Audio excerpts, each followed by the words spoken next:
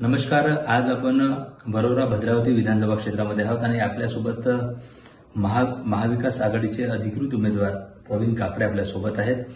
आपण या विशेष मुलाखतीमध्ये आपण काही सडेतोड प्रश्नांची उत्तरे त्यांच्याकडनं घेणार आहोत. जनसामान्यांचे किंवा आरोप प्रत्यारोप जे झालेत अशा काही प्रश्न त्यांच्याकडनं घेणार आहोत. नमस्कार. नमस्कार. एकंदरीत तिकिटापासूनचा आपला प्रवास आतापर्यंत कसा? खरं तर या आगामी होत असलेल्या विधानसभा निवडणुकीच्या निमित्ताने जेव्हा वरोरा भद्रावती विधानसभा क्षेत्रातील महाविकास आघाडीची तिकीट काँग्रेसला मिळण्याकरता आम्हाला प्रचंड मेहनत करावी लागली. परंतु मला शेवटपर्यंत विश्वास होता की खासदार प्रतिभाताई धानोरकर या एका माझ्यासारख्या सामान्य कार्यकर्त्याला ही तिकीट देणारच आणि ही तिकीट ही आमच्या सर्व पदाधिकारी आणि कार्यकर्त्याची मागणी होती. त्यामुळेच खासदार धानोरकर या माझ्या तिकिटासाठी आग्रही होत्या.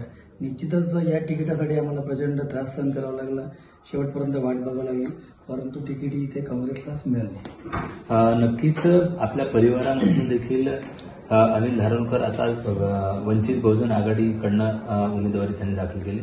त्यांच्याशी आम्ही चर्चा केली असता अनेक आरोप प्रत्यारोप केले की सर्वेमध्ये आम्ही सरस होतो, मात्र एकीकडे लाडकी बहीण योजना सुरू असताना लाडका भाऊ योजना खासदार मॅडमने सुरू केली. काय सांगाल? नाही, लाडका भाऊ वगैरे योजना अशी काहीच नाहीये. आणि राहिला विषय तिकिटाचा, तर सर्वेमध्ये कोण समोर होतं हे फक्त त्या हायकमांडलाच माहित होतं किंवा जे ते वरपर्यंत जे सर्वेची लिस्ट जाते ते त्यांनाच माहित होतं. म्हणजे पक्षाचा अंतर्गत सर्वे हा पुन्हा एका उमेदवाराला माहीत नसतो. आणि ते लाडका भावाचा प्रश्न येत नाही. प्रवीण काकडे हा गेल्या 15-16 वर्षापासून त्या दिवंगत खासदार बळवंत धानोरकर यांच्या प्रत्येक प्रशासकीय कार्यामध्ये आणि सध्याच्या विद्यमान खासदार प्रतिभाताई यांच्यासोबत मी प्रत्येक वेळी दिल्ली आणि मुंबईला मग ते कार्यकर्त्यांचे प्रश्न असो, संसदेतले प्रश्न असो, अधिवेशनातले प्रश्न असो, ग्रामीण लोकांच्या समस्या असो, या सर्वांशी मी जुळलेलो होतो. आणि प्रत्येक पदाधिकाऱ्यांना जे ऑफिसमध्ये यायची त्या सर्वांना मी तेवढाच न्याय द्यायचा प्रयत्न केला. त्याच्यामुळे पदाधिकारी व कार्यकर्त्यामध्ये माझ्याबद्दल एक चांगली भावना होती आणि त्याच भावनेची कदर करून ही तिकीट मला मिळाली. नसलेल्या वरोरा भद्रावती विधानसभा क्षेत्रामध्ये अनेक कंपन्या आहेत. आपल्यासोबत काकडे आहेत. त्यांच्याकडे आरोप करताना सामदाम दंडभेद यांचा वापर करतात आणि कंपन्या मोठ्या नवीन कंपन्या इथे येत नाही कारण त्यांना त्या घाबरतात. कारण यापूर्वी देखील एमटा सारख्या जे प्रकरण आपल्या समोर आहेत. काय सांगाल? अत्यंत चुकीची माहिती जनतेमध्ये पसरवली गेली आहे. वरोरा भद्रावती विधानसभा क्षेत्रात विविध कंपन्या आहेत. त्यात कोळसा माइन्स असो, पॉवर प्लांट असो, ओबी रिमोल कंपन्या असो, आणि या तिथल्या स्थानिक लोकांनाच रोजगार मिळाला पाहिजे याकरता आम्ही वारंवार आंदोलन केले. हे आंदोलन फक्त मी नाही केलं, तर दिवंगत खासदार धानोरकर साहेबांची सुद्धा ओळख फक्त एक आंदोलन करणारा नेता म्हणूनच होती. आणि त्यांच्या आंदोलनामुळे तिथल्या स्थानिक प्रकल्पामध्ये स्थानिक युवकांना रोजगार मिळाला आहे. राहिला प्रश्न आपण म्हटलं की सामदाम दंडभेद करता किंवा इथे येण्यास कंपन्या घाबरतात, तर मी आपणामार्फत जनतेला सांगू इच्छितो की खासदार प्रतिभाताई धानोरकर यांच्या मार्फतच जे मागील कित्येक वर्षापासून, कमीत कमी 25 ते 30 वर्षापासून इथे निप्पॉन रेल्वेची 3000 एकरची जागा पडलेली होती.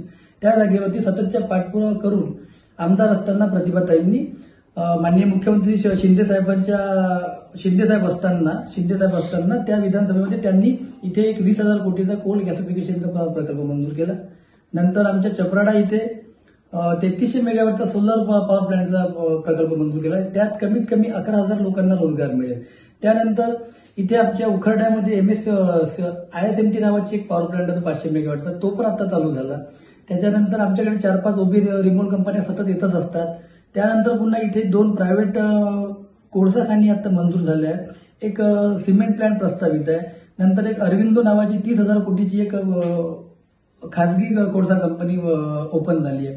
तर आपण हे जे विरोधक जे धांदत खोटं बोलत आहे ते सर्व आरोप एकदम बिनबुडाचे आहे. इथे प्रत्येक कंपन्या येत आहेत, आल्या आहेत आणि भविष्यात सुद्धा माझा प्रयत्न आहे की इथे खूप मोठे मोठे प्रकल्प आणि कंपन्या आल्या पाहिजे. इथल्या स्थानिक बेरोजगार तरुणांना नोकरीच्या संधी उपलब्ध झाल्या पाहिजे.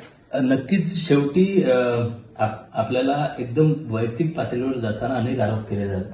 त्याच्यात 1-2 आरोपांचा उल्लेख करावासा वाटतो. कारण ते आपल्या म्हणजे इथे कंपन्यांमध्ये वाहतुकीसाठी गाड्या असतील किंवा कार्य असेल ते मलाच मिळालं पाहिजे किंवा वैयक्तिक पातळीवर जाऊन ते सकाळी सुरू करतात असं देखील बोललं गेलं.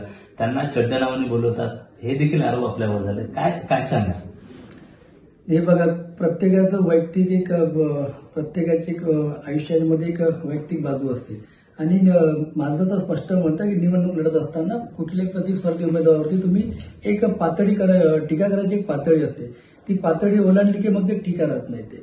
आणि राहिला विषय माझ्यावरती टीका करण्याचा, माझी स्वतःच्या नावाने एक कुठली गाडी पण नाहीये, एक स्वतःची कंपनी नाही किंवा फर्म नाही, त्याच्यामुळे कुठले वाहतुकीचे ठेके वगैरे माझ्या नावाने नाहीच आहे. हे मी ओपन चॅलेंज करू इच्छितो की कुणी असं प्रूव्ह करून दाखवा की प्रवीण काकडेचं एखादी स्वतःची फर्म आहे किंवा स्वतःची एकतरी व्हेकल आहे, म्हणजे हायवा किंवा मोटर गाडी आहे. आणि राहिला विषय, मी यासाठी भांडतो कारण स्थानिक बेरोजगारांना न्याय देण्याकरता कधी कधी सामदाम दंडभेदाचा वापर करावा लागतो. या ज्या बाहेरून आलेल्या कंपन्या या स्थानिक लोकांना तेवढा भाव देत नाही, त्यांना त्यांच्या भाषेतच समजू शकते. मागे एमदाच जे प्रकरण झालं त्याच्यामध्ये मला विनाकारण बदनाम करण्याचं कारण झालं की खासदारांच्या भावाची दादागिरी. पण ही खासदाराच्या भावाला दादागिरी नाही, ती खासदाराच्या भावाने तिथल्या स्थानिक लोकांना न्याय मिळवून देण्याकरता जो तो आंदोलन केलं होतं ते होतं. पण आपल्याच वृत्तपत्र म्हणा किंवा वृत्तवाहिन्यांनी ते प्रकरण वेगळ्या पद्धतीने रंगवलं, त्याच्यामध्ये विरोधकांचा हात आहे. आणि राहिला माझ्यावरती वैयक्तिक टीका करण्याचा प्रश्न, तर माझ्यासमोर जे काही बंडखोर आणि अपक्ष उमेदवार उभे आहेत त्या प्रत्येकांचे पण मटेरियल माझ्याकडे आहे. आता फक्त मी या निवडणुकीत ठरवलं की दुसऱ्यांनी आपल्यावरती किती वैयक्तिक टीका केली तरी आपण आपल्या भाषेची मर्यादा पाडूनच बोललं पाहिजे, समोरच्या प्रतिस्पर्ध्याचा आदर केला पाहिजे. टीका मला पण करता येते, बोला मला पण नाही येते. आपणास माहिती आहे कितीही सज्जन माणूस असला तरी त्याची बदनामी करतो म्हटलं तरी आपल्याला बदनामी करता येते. आता हो घातलेल्या 20 तारखेच्या निवडणुकीमध्ये मी आपणास स्पष्ट करू इच्छितो की मागील जर इतिहास बघितला तर वरोरा भद्रावती विधानसभा क्षेत्रामध्ये फक्त 2 राष्ट्रीय पक्षामध्येच मुख्य लढत झाली आहे. तर आजपर्यंतचा आपण इतिहास बघितला, त्यामुळे निश्चितपणे इथे फक्त भाजपा आणि काँग्रेसमध्येच लढत होईल आणि निश्चितपणे भाजपा आणि काँग्रेसमध्येच लढत होईल.